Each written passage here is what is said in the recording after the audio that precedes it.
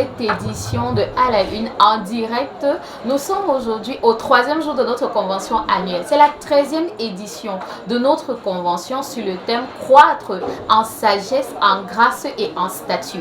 Aujourd'hui, franchement, j'ai l'honneur, c'est un privilège pour moi de me tenir et d'avoir comme invité aujourd'hui l'évêque Pierre Ndigui. Est-ce que nous pouvons dire Welcome Bishop? Merci beaucoup. Bonsoir. Bonsoir, c'est un privilège et je suis toujours émerveillée quand je suis à côté de vous parce que j'ai l'impression d'être à côté de ma star. Tant mieux, hein. Comme ça, je vais continuer à m'améliorer. D'accord. Et puis, c'est un privilège d'être votre interprète aujourd'hui. Ça, vraiment, ça m'a marqué. J'avais l'impression qu'il y avait une communication. Bon, il y a toujours une communication, mais il y avait un transfert et j'étais privilégiée d'être la personne la plus proche de vous aujourd'hui. Que le Seigneur vous bénisse. Amen. Donc, évêque, vous êtes l'invité, vous avez été l'invité aujourd'hui pour avoir le deuxième message pendant ce 3e jour de notre convention. D'abord, j'aimerais dire, comment est-ce que vous avez reçu l'invitation? Comment vous avez pris le message qui vous a été donné? Ça s'est passé en 2 temps. Parce que la première communication que j'ai reçue, le premier courrier que j'ai reçu, ça donnait le thème général. Oui. Mais ça ne donnait pas le thème de ce soir. Ok.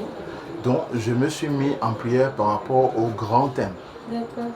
Et puis, la spécificité de ce soir m'a été communiquée il y a juste 1 semaine. Wow. Donc, j'avais déjà 1 mois de travailler sur le thème général. Mais ce n'était pas une chose perdue. C'était comme une espèce de plateforme qui devait supporter ce qui devait être dit aujourd'hui. Mais une chose que j'ai beaucoup appréciée et que j'apprécie toujours, généralement, quand le Seigneur m'envoie quelque part, j'aime ma part dans ça. C'est-à-dire que je ne viens pas pour transmettre une connaissance. Ce message de ce soir sur la sagesse, le Seigneur m'a dit clairement qu'il y a des choses qui n'en sont pas là parce qu'il manque de sagesse. C'est vrai pour moi et c'est vrai pour les autres. Et c'est pour ça que m'identifier à ce message m'a permis de bien le communiquer. Ah, d'accord. Ça, c'est magnifique. Je rappelle le thème du message de l'évêque, c'était justement comment acquérir la sagesse de Dieu. Sagesse selon Dieu. Sur la sagesse selon Dieu. Donc, avec ces personnes-là, ces internautes qui n'ont pas pu suivre parce qu'elles étaient occupées, en quelques mots, qu'est-ce que la personne qui n'a pas été là et qui veut retenir quelque chose, qui a envie de s'abreuver de vous, peut retenir? 3 choses. Il y a la connaissance, il y a l'intelligence et il y a la sagesse.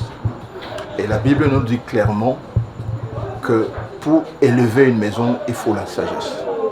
Pour affermir cette maison, il faut l'intelligence. Or, l'intelligence, ce sont les connaissances qu'on a comprises. Donc, c'est important d'avoir la connaissance. Mais il ne faut pas seulement se limiter à avoir la connaissance, il faut comprendre ce qu'on a appris. Et maintenant, lorsqu'on a compris ce qu'on a appris, on passe à la phase pratique, qui est l'application de la connaissance qu'on a acquise pour produire quelque chose. À chaque fois qu'on dira sagesse, c'est connaissance acquise et comprise, plus mise en pratique de ces connaissances. Tant qu'il y a la mise en pratique, c'est lorsqu'il y a la mise en pratique qu'on parle de sagesse. Si vous connaissez, vous avez compris. Tant que vous n'êtes pas à l'action, ça ne produira rien. Et c'est comme la foi. La foi vient à temps, mais si je n'ai pas l'action liée à ma foi, il ne se passe rien. Je crois seulement. Donc je dirais à ceux-là, peut-être que des blocages dans votre vie parce qu'il manque cette mise en pratique de façon appropriée des connaissances que vous avez apprises et comprises. Donc, connaissance plus compréhension des connaissances, plus mise en pratique de ça, produit la sagesse. Parce que le travail de la sagesse, c'est la réalisation de quelque chose. Wow, ça c'est formidable. Et maintenant, est-ce que la personne, on a l'impression que c'est smooth path, donc que c'est une ligne droite, que ça va crescendo. Mais la personne peut être bloquée à un niveau. Comment est-ce que cette personne-là, qu'est-ce que la personne-là aura? Quelle est la motivation que vous pouvez donner à cette personne lorsque les résultats tardent à venir, mais que la personne veut continuer, pour que la personne ne lâche pas? Il y a un passage dans la Bible qui nous dit, ce n'est pas les gens qui courent plus vite qui remporte le trophée. Ce n'est pas le sage qui sera saisi de pain. Et la Bible dit, tout dépend du temps et des circonstances. Or, le temps et les circonstances, c'est Dieu seul qui les gère. Et quand il semble que ça ne marche pas, ça ne veut pas dire que ça ne marche pas. Parce que regardons dans la Bible, Dieu conduit son peuple. La nuée est devant. Et quand la nuée bouge, le peuple bouge. La nuée s'arrête, le peuple s'arrête. Mais cependant, pendant que la nuée s'arrête, ça ne veut pas dire que Dieu ne travaille pas. Pendant le temps d'arrêt de la nuée, Dieu est à l'œuvre parce que Dieu est toujours à l'œuvre et Dieu est toujours dans ses mandats. Quand il semblerait que ça ne marche pas, il faut un mindset, comme on dit. Il faut que la personne se dise, c'est un moyen pour apprendre ce que je ne connais pas encore. Et lorsqu'on se met dans cette attitude que ça ne marche pas, si ça ne marche pas, forcément c'est qu'il manque quelque chose. Donc le temps d'arrêt là est pour moi une opportunité pour apprendre, augmenter mon intelligence afin de manifester cette sagesse. Et c'est une attitude qu'il faut avoir. Super. Donc, je rappelle que c'est pas fini. On aura encore l'évêque Ndjigi ce samedi, c'est bien ça? Et donc là, ce sera des ateliers. Pendant des ateliers, non mais c'est fantastique. Si vous n'avez jamais eu l'évêque pendant un atelier, je vous invite à être à cet atelier le samedi. Mais évêque, est-ce que pendant l'atelier, vous aurez justement à décortiquer cette thématique-ci? La thématique de samedi porte sur autre chose. Il s'agit de comment gérer les émotions. Comment gérer les émotions dans tous les aspects de la vie. À l'école, à la maison, comment les gérer.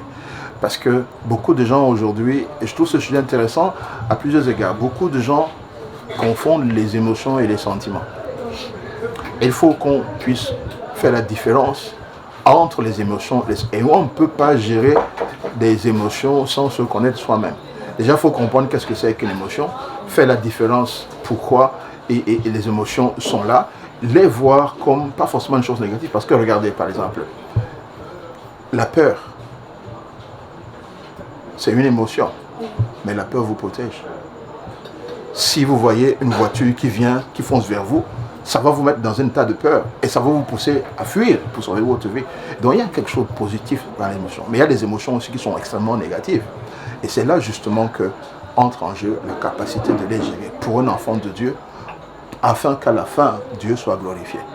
Donc il y a les émotions, et il faut les gérer et qu'il ne faut pas comprendre avec les sentiments parce que l'émotion est instantanée, elle ne dure pas longtemps, alors que le sentiment, c'est un mélange de beaucoup d'émotions.